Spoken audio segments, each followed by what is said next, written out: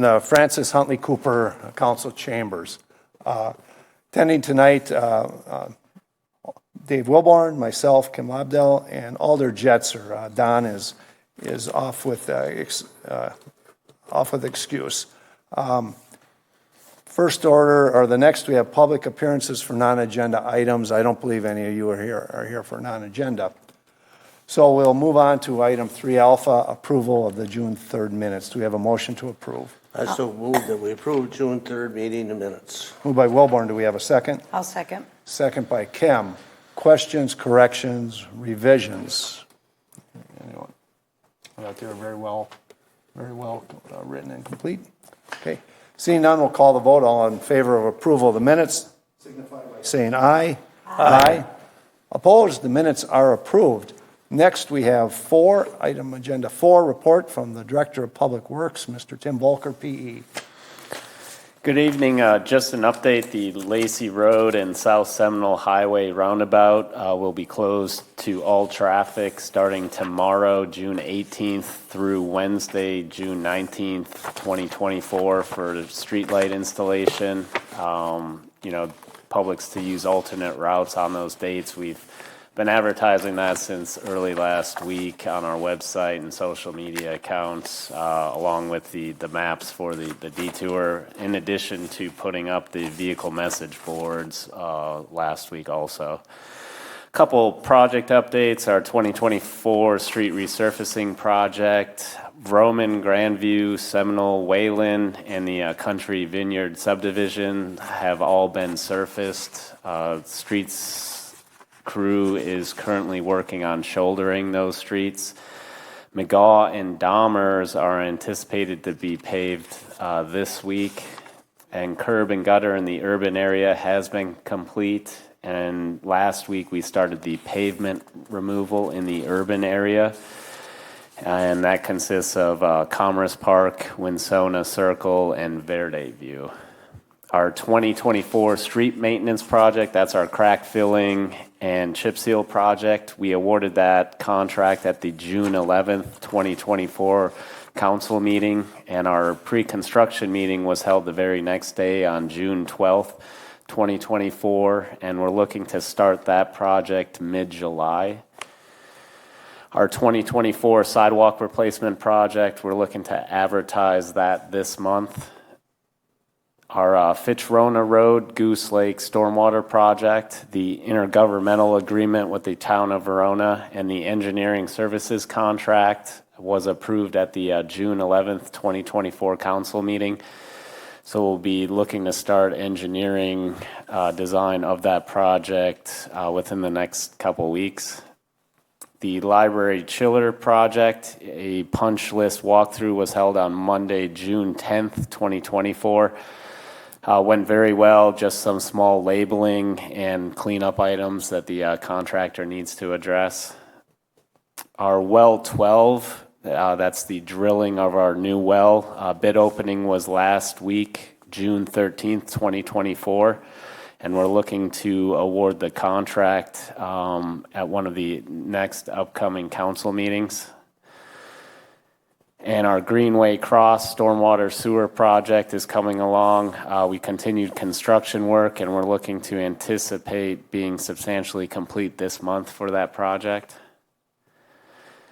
And then our Fitchburg Road reconstruction project, we're looking to have the final deliverable set anticipated to be submitted by AECom to the city, looking for that in July. With that, does anyone have any questions? Board, questions for Tim? Okay. Tim, just a comment. I think the signs on Seminole and Lacey talking about the closure, the lighted signs worked very well. Very good. Anyone that went down there, if you didn't see the sign, you're a very inattentive driver, and you deserve to get stuck and turn around and come back. So, thank you. That was very effective. All right. Good. Next, we move on to review items 5 alpha, review of utility P card and check purchases. Anyone have any questions for Tim? I do not have any as I reviewed it. None. Bill? All right. Thank you. Thank you. All right, then we're going to move on to our agenda items. First one is 6A, Resolution R-10724, Richardson Street, McKee Road Traffic Signal Cabinet Repair. Do we have a motion to approve? I'll move approval. Moved by Kim, or Bill? And I'll second by second Kim? it, yep. Thank you, I'm sorry. All right, so I assume that it was hit by a car, and the city of Madison, who were contracted, replaced it. You know, there was the cost for both the new cabinet and the truck, and miscellaneous things came to over $29,000. Is there anything else you want to add on that? Yeah, it was a charter communications vehicle that did hit it, and the city has sent an invoice to charter for that amount. The invoice was sent out on May 31st, 2024, for reimbursement of the entire $29,894.56. Were they cited by the police for inattentive driving? A traffic report was done. I believe it was a snow event, and that the car had slid into it. Whether or not a citation was issued, I'm unsure of It that. was in the winter. Okay, thank you. Has Charter, have they paid the invoice yet? They have not paid it as of last week. Did you put a due date like they do on our bills? Yeah, they do. There's a 30-day due date, All right, so they're still within that time frame. okay. Other questions for Tim on this item? I just have one. How long did it take? It looked like you got it repaired or replaced quickly. You know, I don't know how fast they.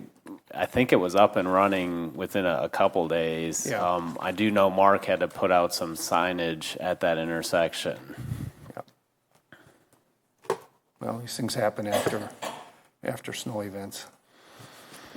Any other questions on it? Bill? Tim, do we have any, is there a situation where we would put bollards around those things, or is that?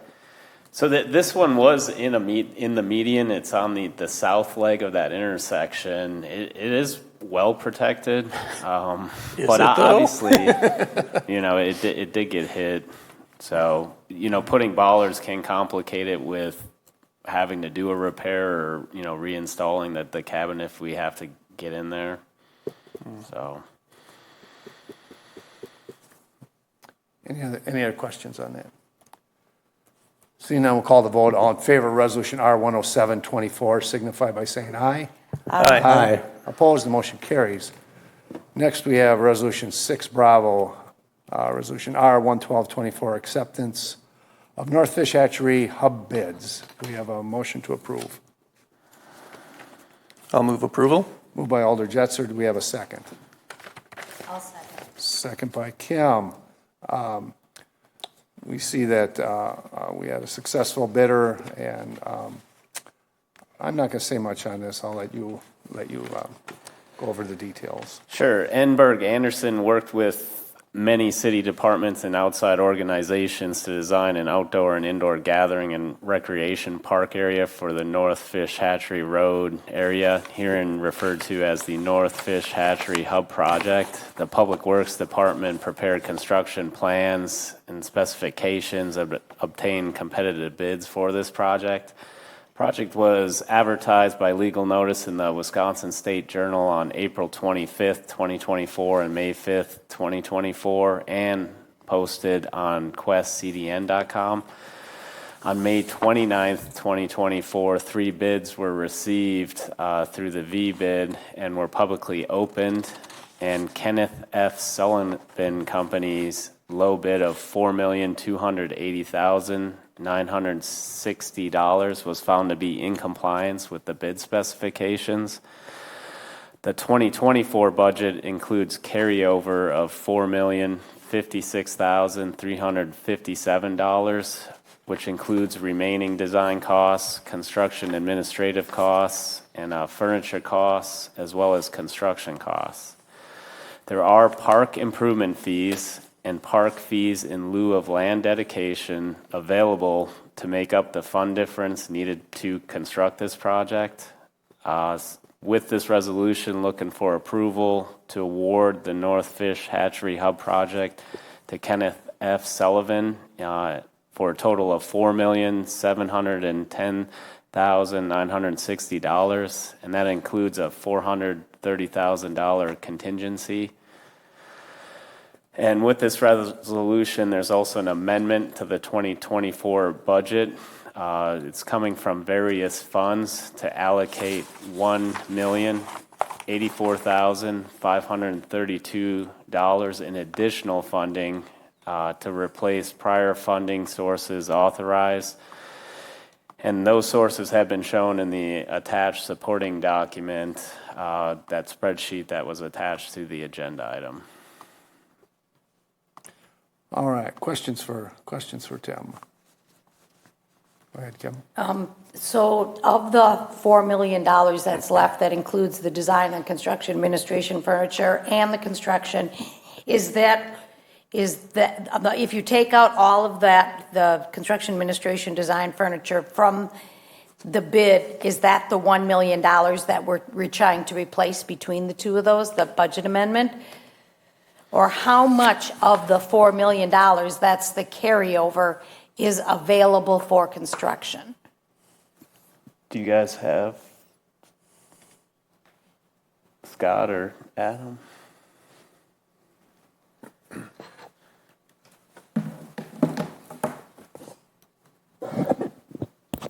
So is what you're asking is what's available today? Like right now, if you said, how much do we have allocated, ignoring the resolution in front of you? That is correct. It said there was like $4 million was carryover budget, but that included engineering fees, construction management fees, furniture, and the construction. So what I'm wondering is, when you already paid the engineering fees, how much you have budgeted for construction management, because obviously you haven't done that yet. And I'm assuming the bid from Kenneth Sullivan does not include furniture, but maybe it does. So if we take those things out, how much of that carryover money is available to go to this contract? Yeah, I don't have that number in front of me. So the furniture was not included, so that's why that's an addition to this as well. And that was always the intent of, as staff, we'd be buying that furniture ourselves. But I don't have that number of where it's at today for that design contract and the construction management. So how do you come up with the $1 million amendment then? So that came up with of looking at what we had left in the contract itself, obviously looking at what was budgeted and what we had in place, which is roughly I don't have the number exactly, but about 4.2 million. And then looking at the contract from Sullivan and then looking at what we anticipate for furniture costs, looking at what was left in that contract for the design work, looking at what's left from the actual inspection contract as well too. Okay, so basically that's what I was asking. Does Yeah. the $1 million amendment cover with the carryover all of those things with construction? And contingency, yes. Okay. Any particular reasons why it came in so far over the engineer's estimate? I'm looking over my right shoulder, but I'll take a stab at this. We had 3 bids. I think we were hoping to get more people to bid on this as well, and obviously we didn't get the number of bidders as we hoped for. I'm not sure if somebody else wants to add to that, but I'll speculate just the bidding environment and obviously with the projects going on, it wasn't as attractive as we thought it would be. I mean, and I can relate to that because we do that all the time, and you do your best guess at an engineer's estimate, and sometimes you're low and you should get your shovel out, and sometimes you're high and, whatever. But I just didn't know if there was anything in particular that you noticed in looking at the bid tab that seemed unusually high that would contribute to the number being quite a bit higher than what the engineer's estimate was. I'll bring Mike up here. He's the architect.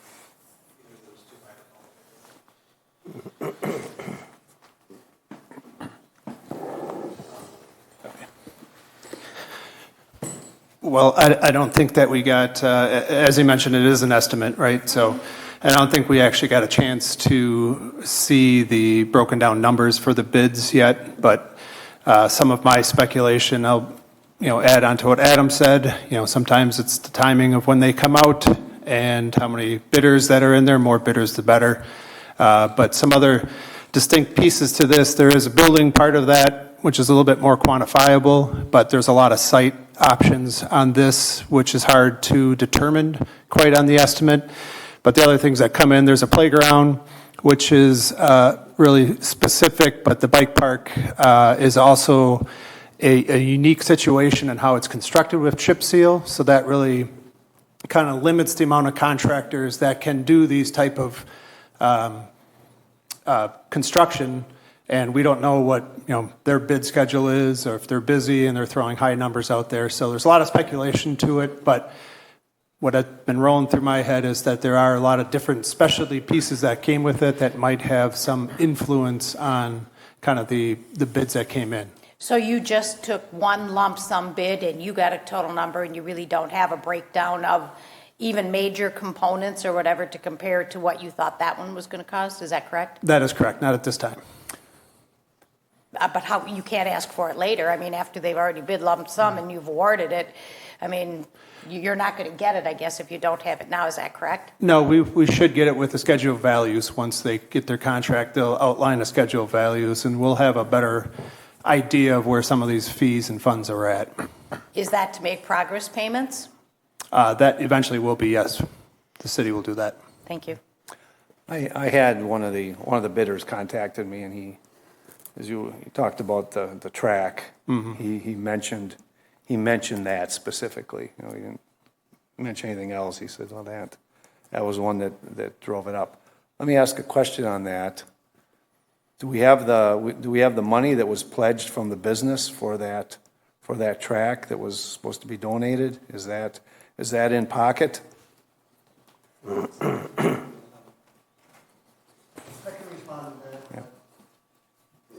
that on? Yeah, we did receive $150,000 from Dane County for the bike grant program. There are other companies that have shown interest in potentially participating in some programming components of it, if you would. That's not the one I was talking about. The Fitchburg business. We had a Fitchburg bicycle business. Saris had pledged.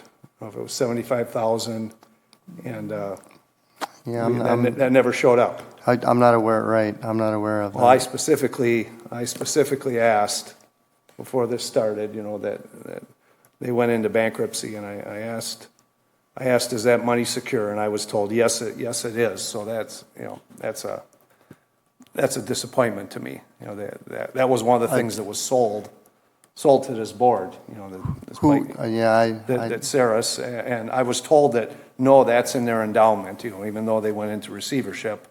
I was told by, I believe it was the city administrator, and that's very troubling. That should have been brought. I know $75,000 is nothing to the city of Fitchburg, but you start adding it up, and all of a sudden you're in millions of dollars. So that's disappointing. I'm for don't get me wrong, I'm for the bike track, but this was pledged, this was put in the budget, this was one of the justifications, and then it doesn't show up, and so the taxpayers, you can say all you want about it being park improvement fees, but it all goes into the price of their apartments and houses they rent. Other question here I have, the parkland dedication fees are coming from a wide area of the city. This amendment, quite a wide area of the city, and a lot of these, they're not going to use this. So my fear is we're taking money from areas and putting it into this facility, and we won't have any when those places come up and need a park. Well, we're not going to have it, or we're going to have to borrow it at that point. That's my only comment on that. If I might, we were very careful when we worked with Misty in the finance department to make sure that didn't happen, okay. Mr. Herb. So we were very careful because certainly we didn't want to take dollars from other developments. Fair enough. Thank you. So how wide of an area did you look at to get the park in lieu of fees? Well, basically what we're allowed to do is the fee in lieu of parkland dedication can be utilized for community parks, which we classify this as a community park because it's unique with the methodology that everyone within the community is going to be able to utilize the facility. So for example, Hartong and Highfield, those developments, they did contribute a portion of their fee in lieu of parkland dedication to this project, but there's still a remaining balance within those development funds so that we can, as Dave alluded to, develop those parks as they come to fruition. I'll just add, when this was originally proposed by the mayor, it was something less than $2 million. You know, that this was what was sold as it moved through and was approved. So, you know, that's what was promised and sold, and now we're well over twice that. I realize it's delayed, but I feel I need to make that point. My neighborhood, you know, I see Quarry Ridge. You know, no one in my neighborhood's using this. I'm sorry, it's just not going to happen. Okay, go ahead. I'm sorry to dominate Part the of the conversation. issue is it's really close to the one at Leopold, which is not exactly the same, but very similar. And actually, we use the same bike park design company to make sure that they weren't duplications. They were complementary because they are so close, so they are complementary to one another.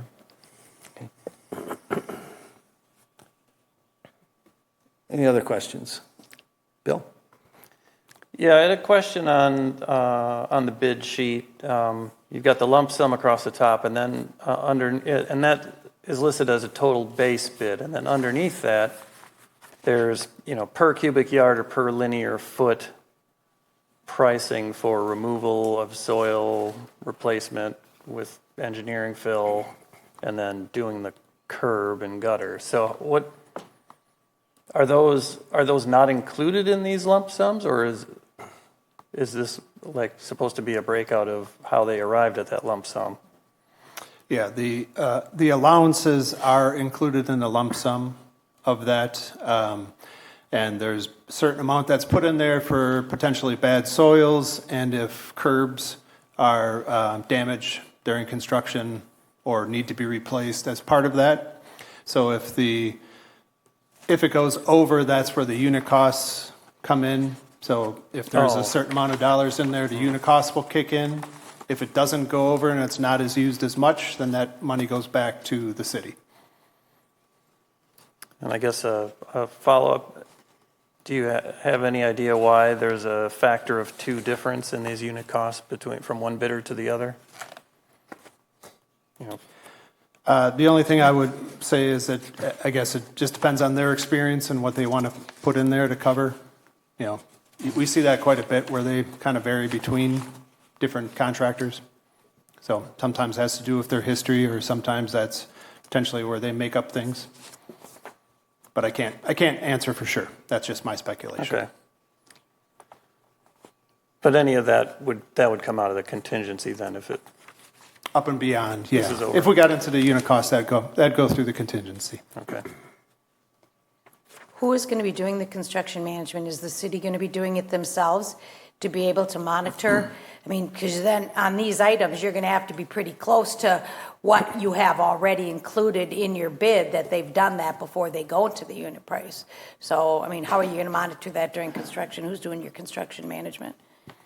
Well, we are doing construction observation there, so we'll be out there weekly, actually. But any of the testing will be third party, but we are monitoring, and they will have to submit tickets for any of these to the owner and to us as well for review.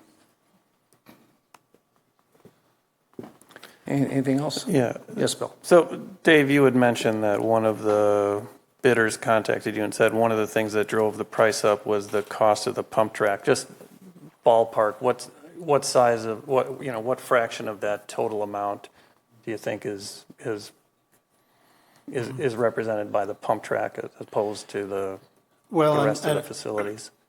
Excuse me, and what we had estimated for that, if I can remember, I'm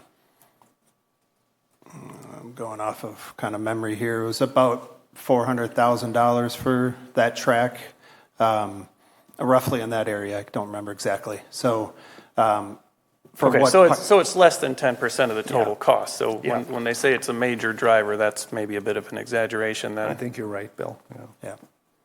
So it could be. It's not the sole source, and again, we haven't seen the bid numbers, so we can't really make that judgment at this point. But it's just one potential area where it could be high. And you don't anticipate having that before you award this contract, the breakdown? Because in my mind, it's like, if you estimated $400,000 and their bid was whatever, 25 or 30% over the engineer's estimate, if that in itself was $1.5 million, I guess that's the advantage of having large ticket items broken out, that you could say, we want to look at something else for this pump track because we never thought it would be $1.5 million compared to 400. So I guess my question is, are you going to have that breakdown before you award this, or are you going to award this? I mean, it doesn't do you any good to look at it afterwards, because once you've signed on the document, it is what it is. Correct, and I'm just following the city lead on this, so. Yeah, you're there. So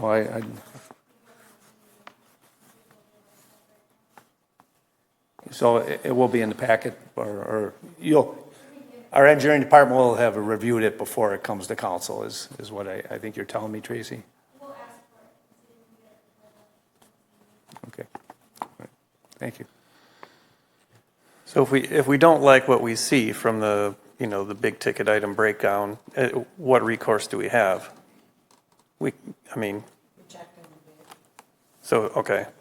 So it's not like we could subcontract a portion of that or anything? Not unless you reject the bid. Right, okay.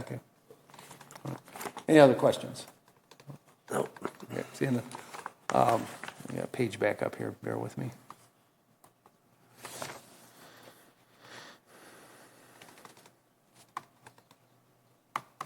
Oops,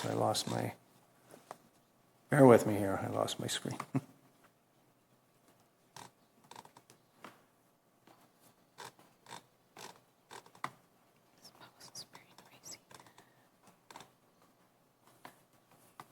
All in favor of the hub resolution signify by saying aye.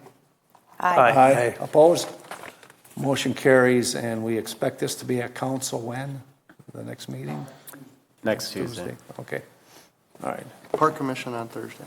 Okay. Give me 1 sec here.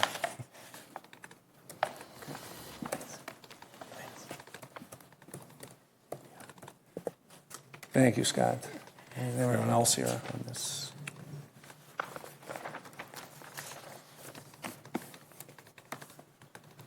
Get back to my agenda. Bear with me. Well, capital improvement plan is the next thing, so. Yeah.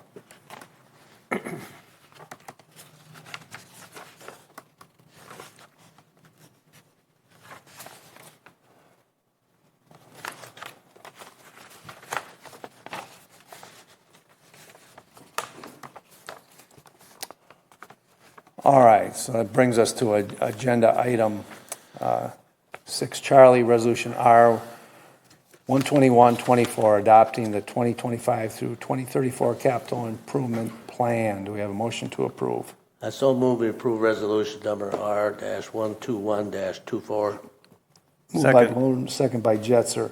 I'll just add here that traditionally this board, we've approved this, but only the utility Board of Public Works portions. We're not weighing in on other things that are outside the purview of this board.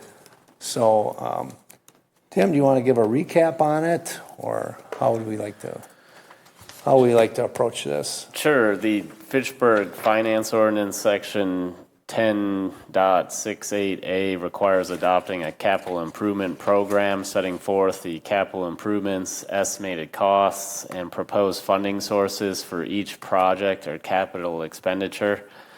Section 10.68C requires the CIP to be reviewed each year by the Board of Public Works, Plan Commission, and Finance Committee.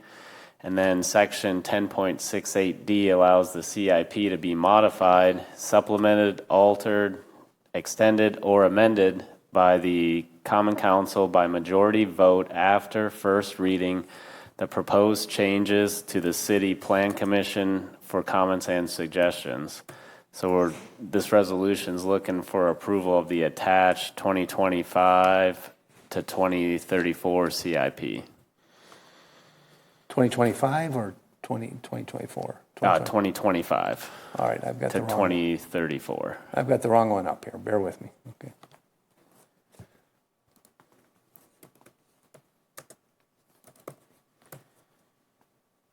Tim, you're going to present next Monday at the Finance Committee meeting, is that correct?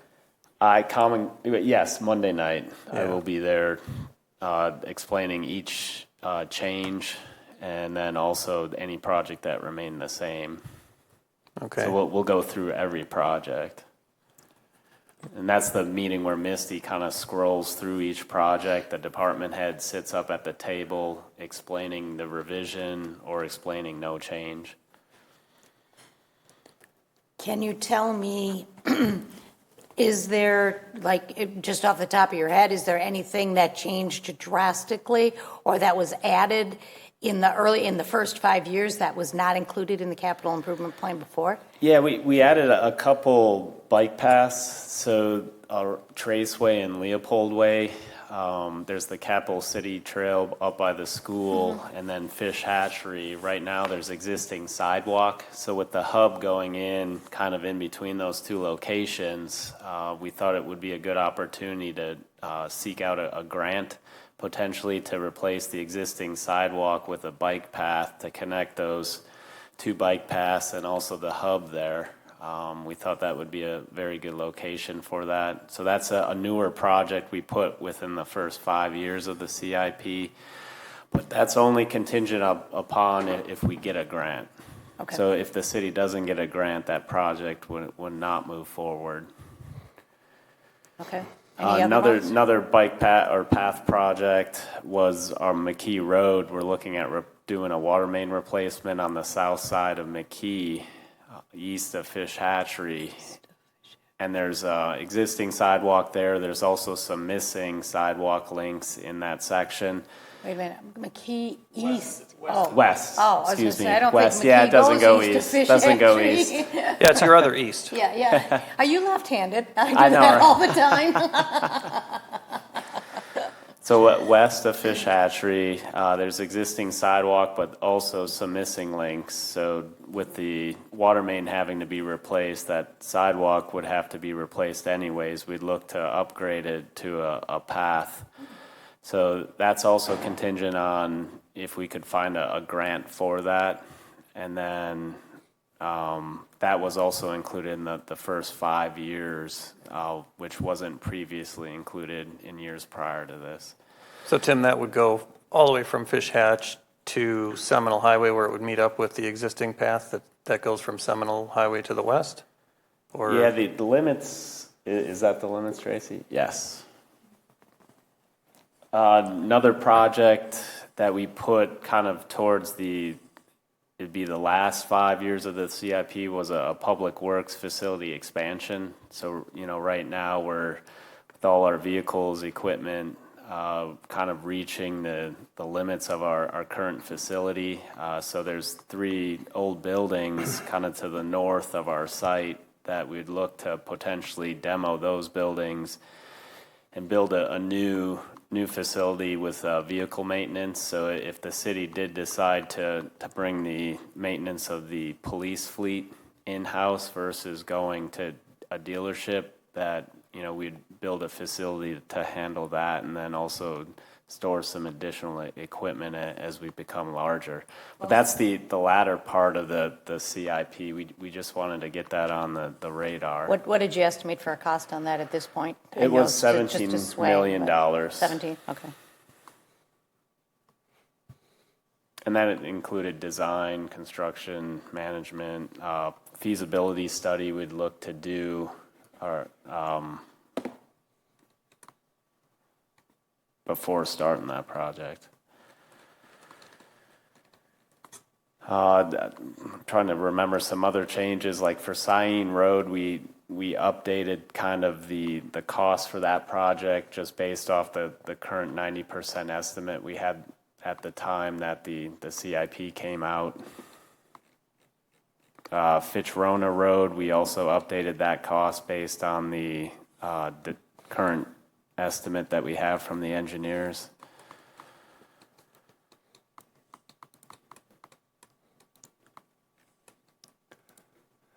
Tell me about the Anton Drive roundabout. It seemed to come out of nowhere. I think it was Let me open. 2.5 million, or maybe that was in there, maybe that was last year's. And that was funded by the TID, that roundabout.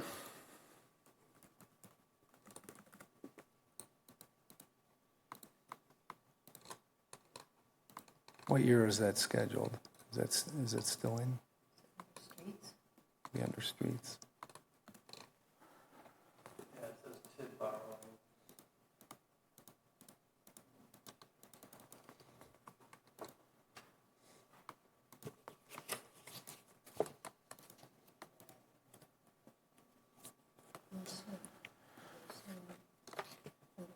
Looks like 2026 and 2027. On page 29, Page 29. near the bottom. Thank you, Bill. Hang on a sec. 29 of our packet. Correct, yes. Well, I'm No. sorry, yeah, it's listed as page 29 in the, Yep, I see it. in the Oh, yeah, in CIP. the CIP. Let me see okay, hang on. Yeah. 600,000. Yeah, so 2026 planning design and then 2027's construction, and that would be from TID borrowings, the funding source for that project. Can you give us an idea for the scope of that project? I see it. It's to reconstruct Anton Drive with a roundabout at the intersection of Anton Drive, Fitchburg Road, and King James Way.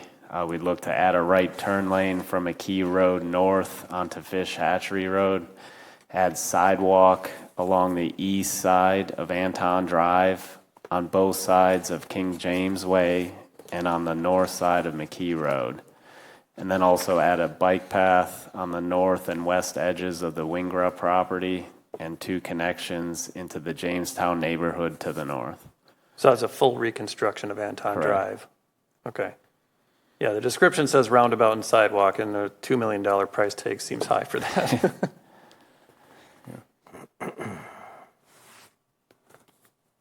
What TID would that come out of?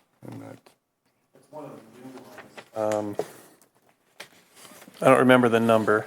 Yes. It hasn't, yeah, 18? I thought 18 was the one on Lacey Road on the north side. I don't remember. They all have a number, but there's one in that area. It hasn't, proven to be viable yet. I'm not sure. We're going to get any money out of that. Okay. The other was, can you tell me about,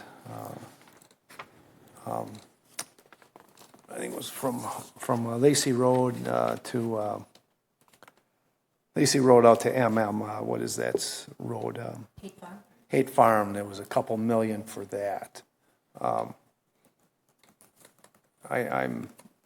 road could use an improvement, it could use bike lanes.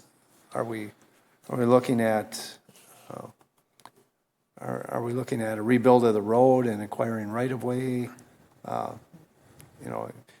one of those ones, it'd be nice, but, Also on page 29. page 29, 4.25 million in 2028. there's only a couple of, So in 2028, we also have a water main extension scheduled for this segment of Haight Road. So we were timing the road reconstruction with that water main extension. okay, that makes sense, Tim. There's not much of anything on that road right now. A couple of houses. Yeah, what's the, One business. In that old radio station. right? One business that used to be the Lakeland truck thing, right? Yeah, Right, right at the right corner at the there. corner. Yeah. Yeah. Now it's a And the funding source would be TID borrowing also on this project. That's for the uptown area TID then, or? It does not specify the TID 14, funded as part of TID number 14. They got numbers. Okay. So that, of the 4 million, would some of that be, would the water main be paying some of that, or is this, Yeah, so there'd be impact fees from the utility and then also assessments for the water. And then as part of the road reconstruction, it's changing it from a rural to an urban section. So curb, gutter, and then looking at any stormwater issues that we have along this stretch. Base repairs and kind of continue the pedestrian path on the south side. Can't be much for impact fees, though. No one lives on there. Am I looking at that correctly?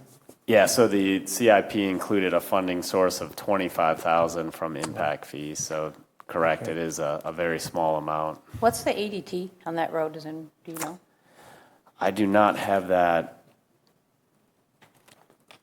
on me. I can check.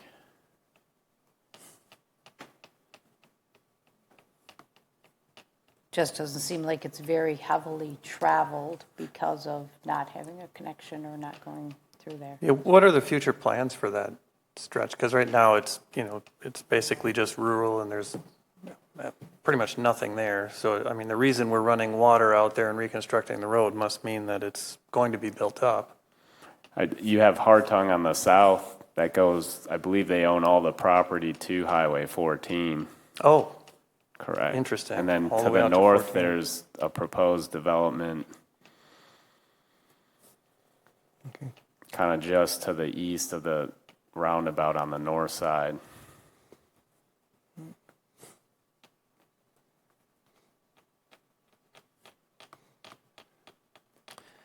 Haight Farm Road,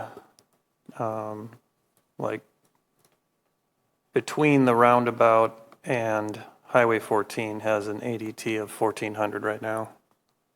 Or I guess whenever the WISDOT last updated this. In the past 2 years. Yeah.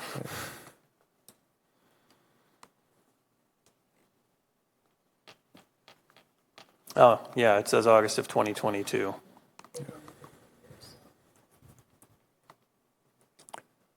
All right, any other, were there any stormwater, there was something, were there any stormwater big increases? Pardon me? Speaker. The sheet. Oh. Patrick. Oh, Patrick, I'm sorry. Patrick, come on up. I'm sorry, Patrick. I should have brought you up right off the bat. I'm sorry. Thank you, Kim. My apologies, Patrick.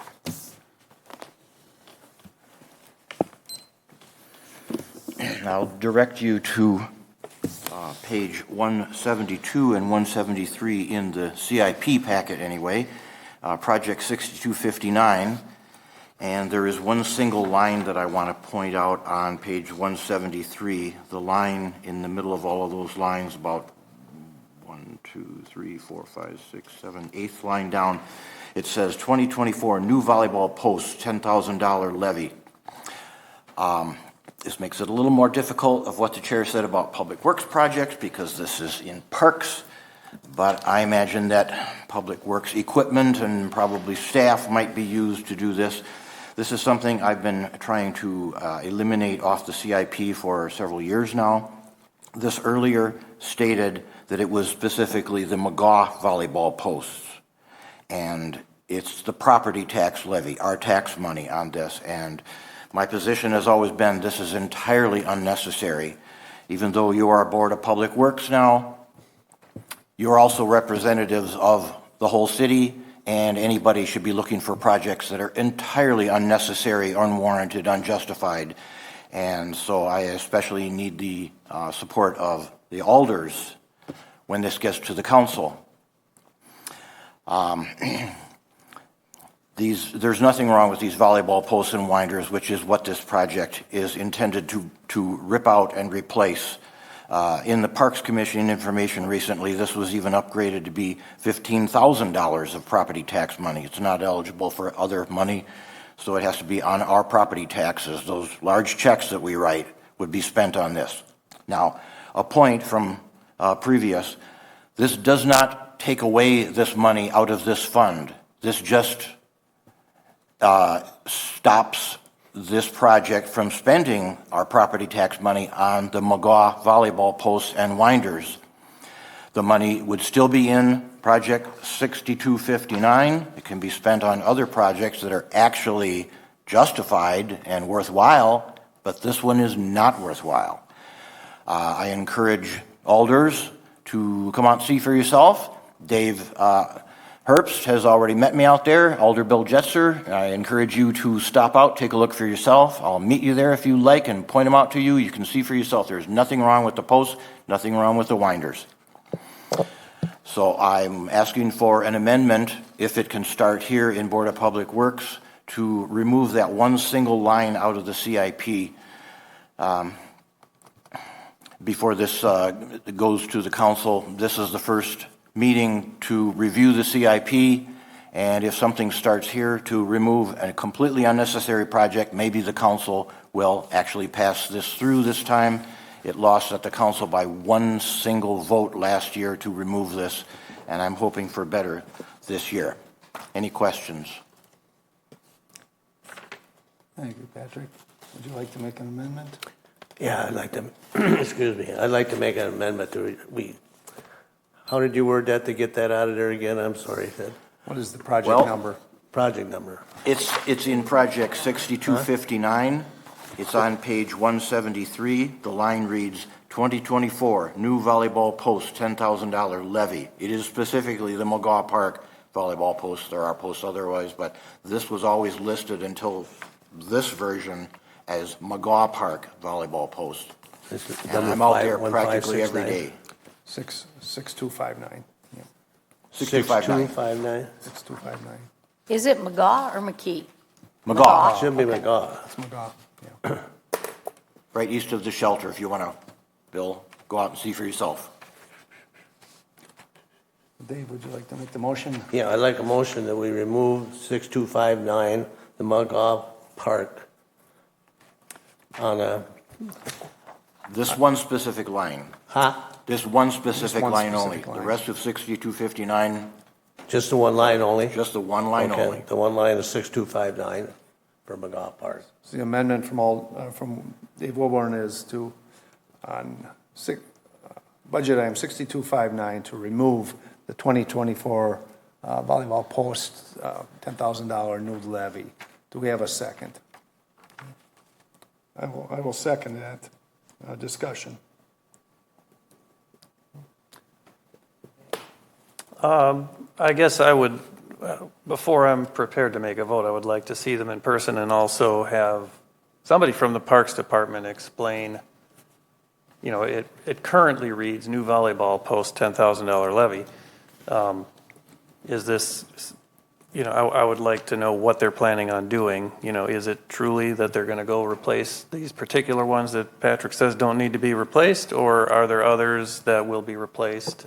I mean, I can answer that. Go ahead. There are 4 existing courts just east of the shelter. 2 are sand courts, 2 are grass courts.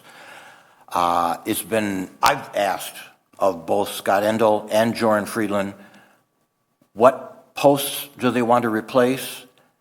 I did not get any kind of clear answer. Why do they want to replace any of these posts? I don't know if it's 2 posts, 4 posts, all 8 posts, whatever. I've never gotten a clear answer. And they've also not been willing to just withdraw this on their own. And the courts are used for volleyball pretty much every day. Could be people out there right now playing because it's popular in summer. There's nothing wrong with them. I even asked through the Park Commission 2 years ago to add nets onto the 2 grass courts, and people are playing on all 4 courts. They enjoy them a lot. There's nothing wrong with them. This is a replacement. It's not new courts. I've been down there, and the only thing, you know, sometimes the winders get old. It's just basically a crank from a boat trailer, you know, too. And you can buy those for $50, remount them if they needed repairs. The point I'd make, I agree with Patrick, and comes before council and they go, oh, it's $10,000. Well, I would tell you, I work for a $20 billion corporation. Okay? Well, how did it get to be $20 billion? They scrutinize everything. You know, our individual expense reports, they got to that point by, you know, paying attention to the nickels and dimes, is how that our corporation, you know, grew to the success it has. And times, well, it's $10,000. Well, again, I would say we have to pay attention to the nickels and dimes that our taxpayers end up, having to foot. So, any other questions on that? Even the winders work correctly if the cables are attached correctly to them, of which on the grass course they're not attached correctly. But they work fine. Use a socket wrench and a 3/4 socket and they turn just fine. I've tested them, took pictures, lots of stuff. Tim, you have a question? Yeah, I guess I'm not 100% comfortable taking out this one line item because it says new volleyball posts. So until Parks could say, yes, they are specifically the ones at McGaw and what's wrong with them, I don't feel like I have enough information and I'm qualified to make that determination that I want to remove this item without having some input from the Parks Department as to if it's only McGaw and what it is and what's wrong with them, I guess. Yeah, I've asked I'll just for- point out, I went to the parks page and I said, show me all the parks that have volleyball, and it gave me 8 parks in return. So I know there's some out at other parks too that, Right. so not that I'm doubting what you say, but you would think that if it was specifically for those, since every other item on here says Hugel, Jamestown, Arrowhead, Byrne Park, they list specifically where it is. The fact that it doesn't say McGaw Park, new volleyball posts, Yeah, it used tends to make me think that maybe there's other volleyball posts in some of the other 8 parks that maybe they were considering. I don't know. This has always been focused on McGaw Park. It said McGaw Park in previous versions until this one right here took the word McGaw out, which makes it exactly like you're pointing out. Are you sure it's McGaw? Yes, it is. It's always been over the past years McGaw Park Volleyball. And I've asked for reasons, justification. I've never got any from Parks Director or Parks Supervisor. Never got any justification or any explanation of why, or even which posts. Patrick, at our deliberations, last year, I voted for this, but point made to council was, they said, well, this could be a replacement for any parks volleyball. We want to put money in there to have a replacement. And if that is still the case, I'm not opposed to keeping it in there. If they're saying, all right, we're likely going to have to replace some posts at a location, but at the same time, I won't give them a pass. Are all the other the posts at the other parks at the same good condition that they are at McGaw?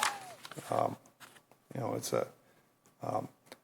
originally they had it in there. It was to replace McGaw, and Patrick brought it to the attention, and brought the focus on it. And I think Parks kind of backtracked a little.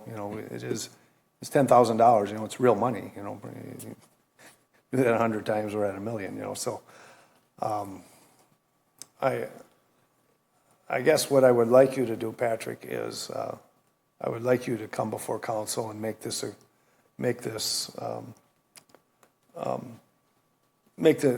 motion and hear it from them. If they tell us it's for general to maintain our volleyball posts in our city, I guess I can live with it, but I don't, do you have to, the other question I'd have, well, do we have to spend $10,000 in 2024 if there aren't any that need it?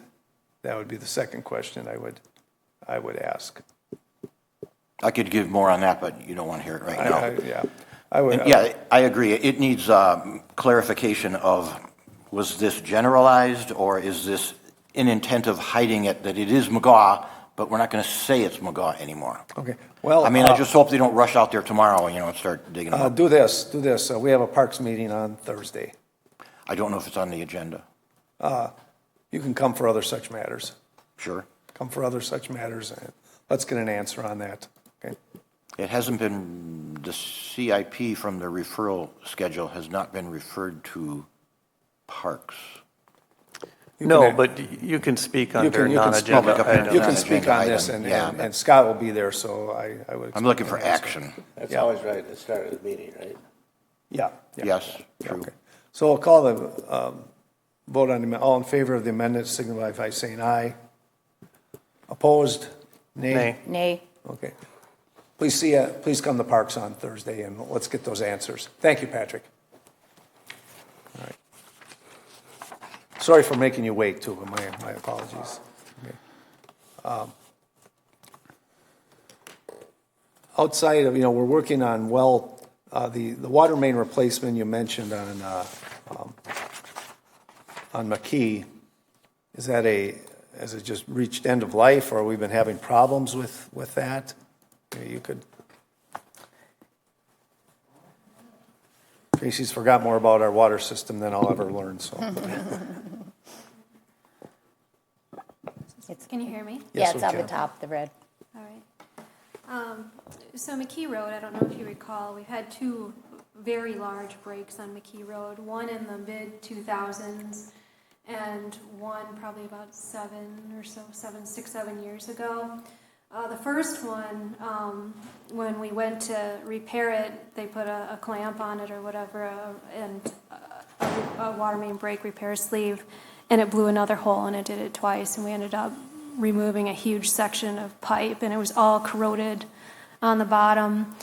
And same thing in 6-7 years ago when we had a break, different location, very corroded on the bottom, and same thing, we went to repair it, put it back in service, and it blew another hole, and it did it 3 times again, and we ended up repairing a huge section.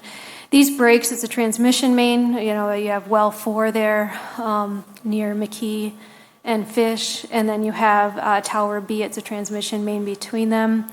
When we do have blowholes, there's, especially if the well's on, there's a lot of water flowing through there. In 2005, if you went down when it was leaking, it was like a sprinkler along the curb for like 300 plus feet.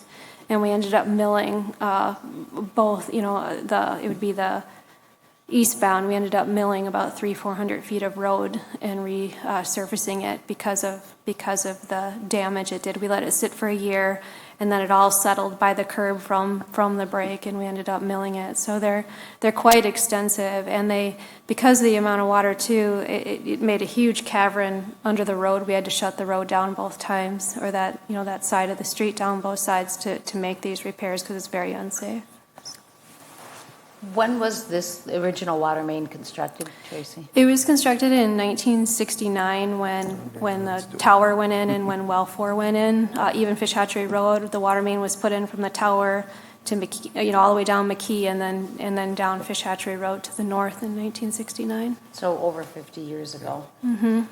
Could be past its useful life. It can be. You hope to get more out of it, in all honesty. But back then they didn't put bedding and cover around the pipe, and in this case, it's just bad soils that have really corroded the water main. Thank you for that background. It certainly sounds prudent. That it's a major thoroughfare for both vehicles and for our water. So thank you for moving that. Mm-hmm. As long as you're still there, though. What? Presumably, we've got other water mains that are, the same age, perhaps older, perhaps a little bit newer. It sounds like the conditions under which this particular section operate are maybe a little more strenuous or something. Are we going to, take extra precautions when we replace it? So when we replace the main, we would still follow our same specifications, but now we put 6 inches of bedding and a foot of cover over it before we backfill, so you don't have the clay around the pipe anymore. In regards to this area versus others, we're looking at all the other areas too, but this, because it's a transmission main and it's between the tower and the well, it's it's a critical main for us that we want to keep operating, so we don't want it shut down. What's the size of that main? 12-inch. Okay. Thank you for that background, Barry. Mm-hmm. Any other questions on the CIP? Like I say, on Monday, Finance, the department heads will be going over their projects, so you can watch it on fax or attend in person. So I find it's always good. One more Yes, question. I see County Road D is in there from Sparklestone down to Burnland, and it's a fairly sizable project. And it says County Road D.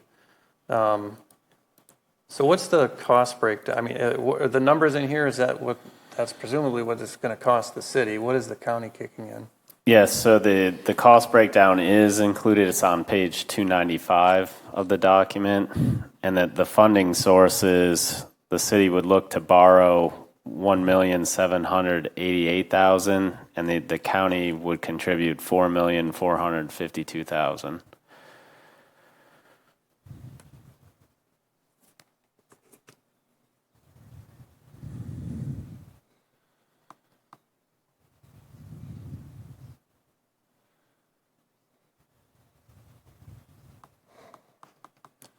Anything else? So like I mentioned, normally we would approve the public works portion of the capital improvement plan. I would like to continue with that if the board is, I don't want to, Alder Jetson and I will beat up the other parts of it before council, but I would like this board to stay focused on the, okay. So we have a motion, can we amend that motion to approve the public works portion of the CIP? I'll make that amendment to just approve the public works portion of the CIP. I'll second it. Okay. All in favor of the amendment signify by saying aye. Aye. Okay. Amendment is approved. Back to the main motion then. So we're approving the amended CIP, just approving the public works portions. All in favor signify by saying aye. Aye. Opposed? Motion carries. Tracy, thank you for coming. Okay. Patrick, thank you for coming too. All right, let me get back to the agenda here.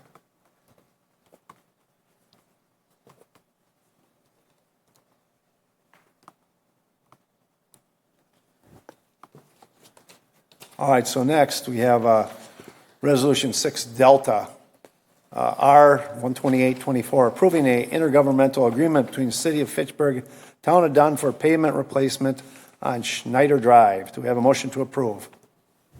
I'll move approval. Moved by Alder Jetzer. Do we have a second? I'll second. Second by Kim. This is one that was amended, right? This is an amended, yes, this was the amended resolution. Now, Tim, why don't you run us through this one here? Sure. The city of Fitchburg owns and maintains Schneider Drive from County Highway MM to a point approximately 1,500 feet east of County Highway MM. And the town of Dunn owns and maintains Schneider Drive from that point east to US Highway 51. The asphalt surface of Schneider Drive is in poor condition with a pavement surface evaluation and rating, which is the PACER rating, of a 4 and is in need of resurfacing. The town of Dunn applied for a local roads improvement program, LRIP grant, funding for resurfacing both the town and city portions of Schneider Drive. The city of Fitchburg was listed as a secondary beneficiary on the grant application. And the city is responsible for the cost of its portion of the construction costs for Schneider Drive. And this is what it was amended. Originally, we had $66,181.11. That decreased down to $64,024.50. And then the grant portion decreased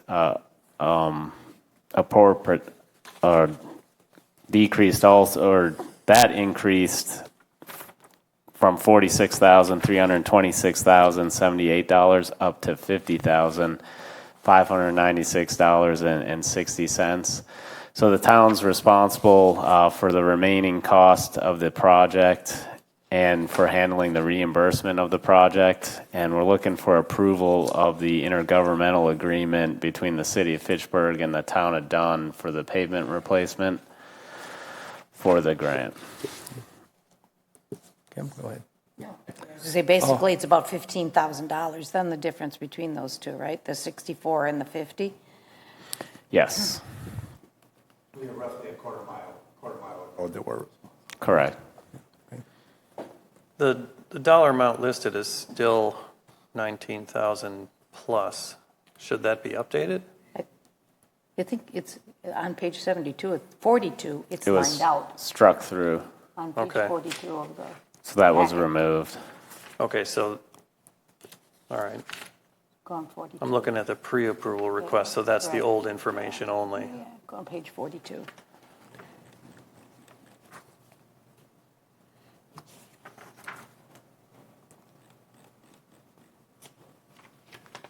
So the amended, I'm sorry, the amendment,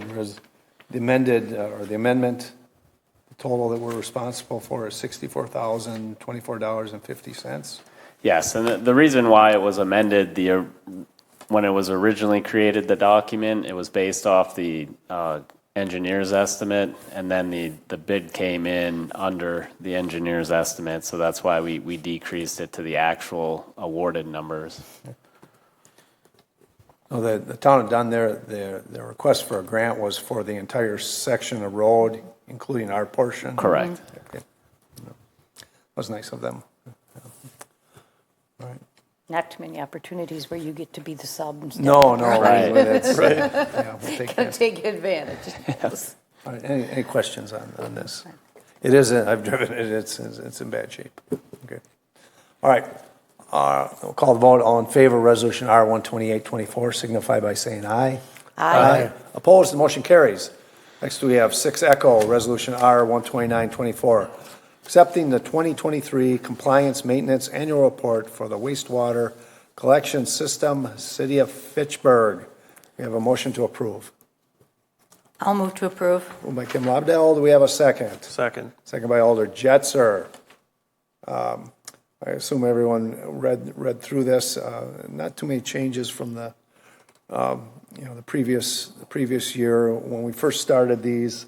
Since then, we do have a pumping station, so we show electric and gas usage, which we didn't have before.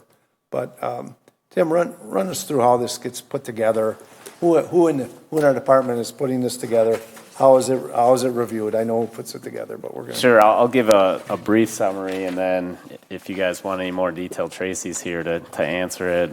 But this report's a requirement under the Wisconsin Pollutant Discharge Elimination System, the WPDES permit that's issued by the Wisconsin Department of Natural Resources. And we're required to file this compliance maintenance annual report, the CMAR, for our wastewater collection system under the Wisconsin Administrative Code NR 208. It's necessary to acknowledge that the governing body has reviewed this report. It's necessary to provide recommendations or an action response plan for all individual CMAR section grades of C or less or an overall grade point average less than 3. The City of Fitchburg's collection system received a grade of A for financial and a grade of A for collection and an overall GPA of 4. So we're looking for approval of this report for our wastewater collection system. Thank you. Did you want to plug in, Patrick would like to follow along? Sure.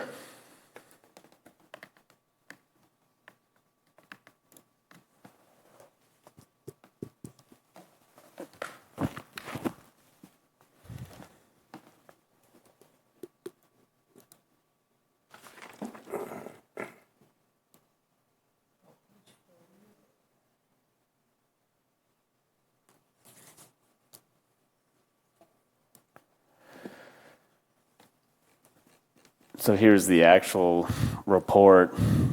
First half's just kind of the financial management for the city, kind of our operating revenues, and this is all for 2023.